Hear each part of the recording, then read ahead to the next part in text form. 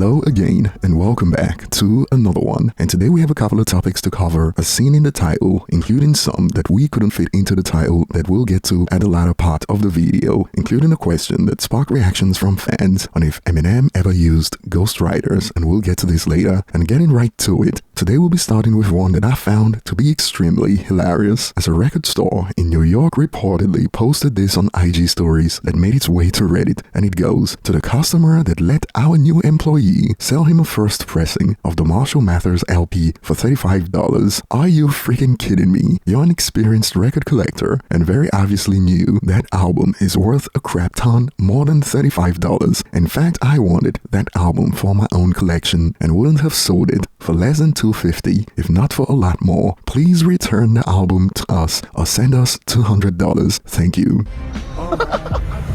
And boy, this has sparked a roasting session on Reddit, for instance, with takes like "please return the album or send us $200, laughing emojis, what a loser, as many believe this is a win for the customer, and some have expanded, "wow, what a lucky guy, not gonna happen, fucko, all sales are final." And more on this note, what a freaking loser. Imagine running a record shop, selling this valuable records, and not knowing how to use labels. And on a serious note, if you were the customer who happened to snag a first pressing of Eminem LP for $35, would you be sending the store the $200, or would you walk away with the quote win? Let us know below in the comment section. And moving on to the next point, we got some drama from the Met Gala, as it looks like Doechii is facing some backlash for a video that hit the web that has since gone viral on X that goes Doechii snapping at staff after paparazzi caught glimpse of her outfit. Oh my God! Oh no! Oh no! Look at this, so big. Ooh, Doechii. Yes, I'm ready. Give me another. No, stop. Give me another umbrella now. Another one, right there, and another. Whoa. And We need another one. Another umbrella. Excuse me. I need 4 fucking umbrellas. 2 more umbrellas. Trying to see if they're fucking the umbrella. Anybody? Right there. 2 more umbrellas. All right, make a path, everyone. Clear a path. Move. Clear a path here. Clear a path. And do not let that fucking bell. I will not. You look great. And boy, this sparked viral reactions like this. She has such a nasty attitude for someone who went mainstream 3 months ago. This sparked hundreds of reactions like this. This was disgusting, to which a user expanded. The outfit wasn't even that good for her to be doing all this loudly crying emojis. But do you guys think these users are doing too much? Was the video that bad? As these users kept going, this is what she was trying to protect. Seriously? And some users believe that this is targeted backlash at Doechii, as some expanded with, "I don't know why y'all are hating on her so much. She was very much on theme and she ate." And some believe that she's hated because she's dark-skinned. Come on, man. Come on, man. Certainly an interesting conclusion to jump to, one that's bound to spark split reactions, so perhaps that could be bait. And in response to the viral post about how she just went mainstream 3 months ago, that is also getting debated, as another user expanded with, "Did she actually go mainstream? Winning a Grammy doesn't mean you're mainstream. It is your music and how big it becomes that will determine that. That Anxiety song went viral, but it is still not a massive hit. She's still got a ways to go." And based on most of these takes I've seen so far, it is a lot of Nicki Minaj fans in the thread. Now, I'm not saying anything, I'm just pointing out what I noticed, and some have concluded the ego inflates to unbelievable levels when success is given industry plant and not actually earned. So clearly, the industry plant allegations continue to linger when it comes to Doechii's success. But what are your thoughts on the reactions to that video? Were the fans overreacting, or was the backlash warranted? Let us know below in the comment section. And moving on to the next point, the game continues to take L's in court when it comes to his SA lawsuit from the 2010s, as we got our latest report from Complex that goes, the game reportedly loses Calabasas' home over $7 million judgment to Priscilla Rainey. He tried to transfer the deed and hide his ownership of the home. And from the report it adds, according to court documents obtained and viewed by Complex, a judge approved the sale of his Calabasas mansion to help fund the judgment in the amount of $7.1 million that Priscilla Rainey won against him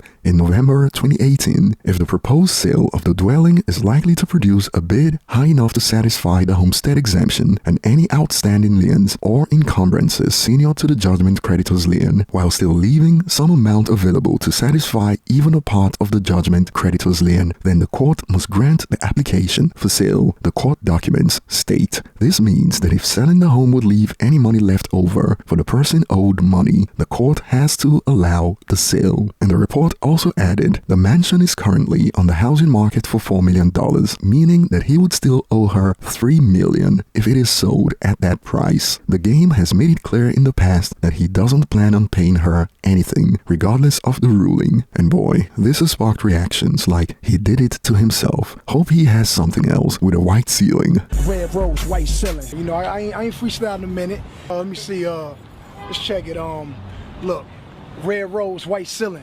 I'm in that red rose, white ceiling. I be in a red rose, white.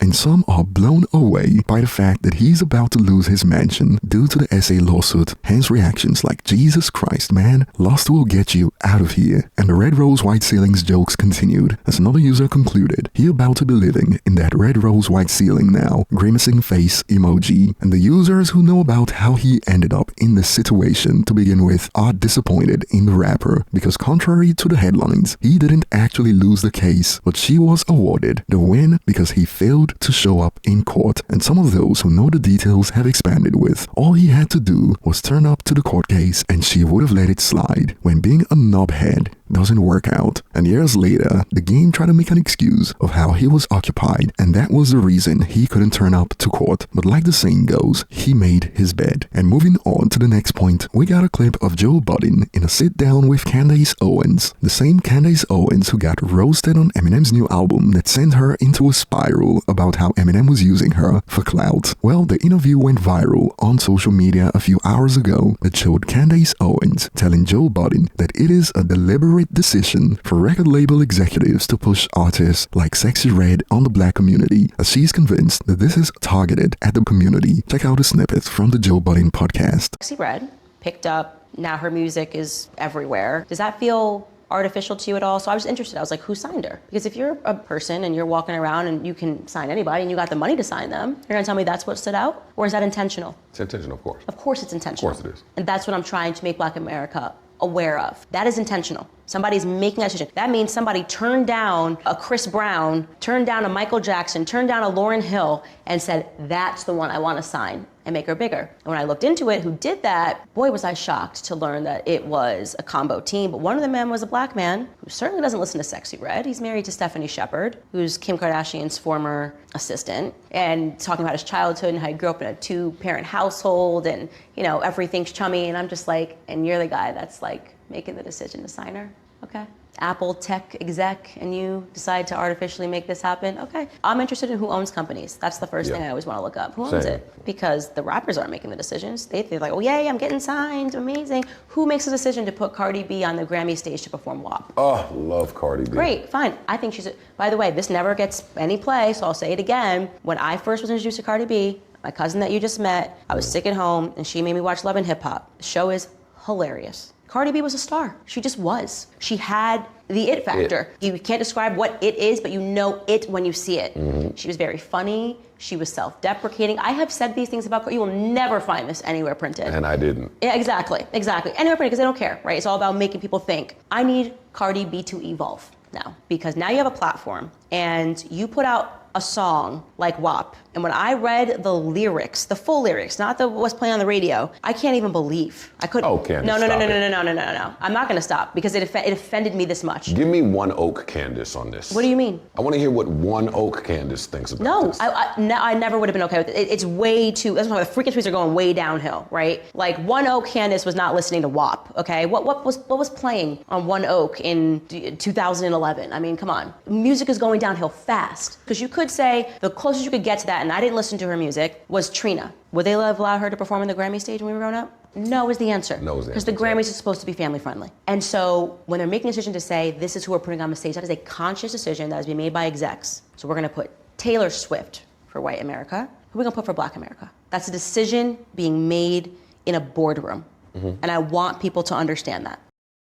And while this sparked reactions like Candace is right, the CIA is working non-stop, but the question remains, to what end? For what purpose? What is it that they know that we don't? And we got some users who agree with Candace Owens, but still put her on blast with takes like she's right, but she also must acknowledge how she's being used as well. Although some have fired back with takes about how she's not being used, but instead, she's the user, using her audience to grift. But I don't know, I'll be looking forward to your thoughts. And some believe that it is time that listeners also take some responsibility for what they choose to consume. As a user expanded with, all due respect, if the people want better, they have to demand it and support it. The market moves where the money and attention flows. And when a user fired back with a not really, when it comes to music, the executives decide what to put out there, and then from that list you choose what you like. Can't like what doesn't exist. And to this, the initial user responded with, there's an ocean of seriously talented underground artists that sing and say beautiful human things. People have to choose to go out of their way en masse for there to be a notable difference. So essentially everyone has had a hand to play in where we are at right now, not just the record label executives, according to this user. And in the age of the internet, there's some truth to this, as today it is easier than ever before to choose what you want to listen to. DSPs like Spotify have everything. Music from the underground artists and music from the huge labels can all be found in one place, although it obviously takes a little more effort to find the content from those who are unsigned to major labels. And I'll be looking forward to your thoughts on that discussion between Candace and Joe Budden. And here's one more before we end it today, as we got a conversation on Reddit from a few hours ago on if people found out Eminem was like Drake. It goes, would you still love M if it turned out he's not writing the lyrics? I know. And this sparked reactions like, I know it is an if question, but the chances of that happening are absolutely none. Only the mind of Eminem could ever come up with a song like Fact, skull emoji. As to answer the question, I would be extremely disappointed. And while some users revealed that they would still love the music, for some users, it is a resounding no. As the user expanded with, I would never listen to an Eminem song again because he said he writes all his stuff. That would make him a liar, and I'd feel like I got duped. Thank God he writes all his stuff. And this is one I'll throw over to you guys, even though we know it is hypothetical, as we've got nothing to support the idea that he uses ghostwriters, but I'll be looking forward to your thoughts nonetheless on if something like this were to happen, where it turned out that he was a Drake. Share your thoughts below. Thanks for watching, and don't forget to like and subscribe if you enjoyed this. See you on the next one.